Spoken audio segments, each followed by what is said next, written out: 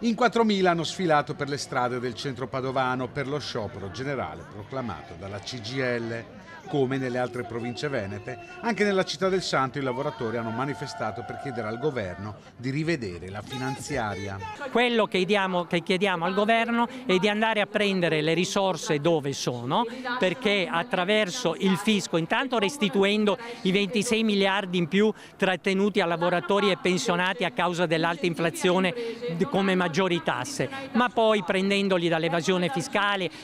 prendendoli da chi ha fatto indebitamente profitti e extraprofitti, tassando chi in questo paese sta bene, ha ricchezze superiori ai 2 milioni, un contributo dell'1% non è una tassazione così grave, soprattutto lo ricordo perché il governo condona chi evade invece di far pagare le tasse, e quindi credo che questo sia un aspetto molto meno etico che non dire chiediamo un contributo di solidarietà a chi sta meglio, tutte queste risorse esattamente per fare il contrario di quello che oggi abbiamo, e quindi dare un lavoro stabile, riconoscere sanità, aumentare i salari. Dal palco di Piazza Garibaldi si sono alternati i rappresentanti delle categorie del sindacato guidato da Maurizio Landini e hanno rivendicato la necessità di un confronto con l'esecutivo, rispondendo anche a chi li accusa di proclamare mobilitazioni al venerdì per allungare il weekend. Ma io lo trovo vergognoso, uno perché uno perde il giorno di retribuzione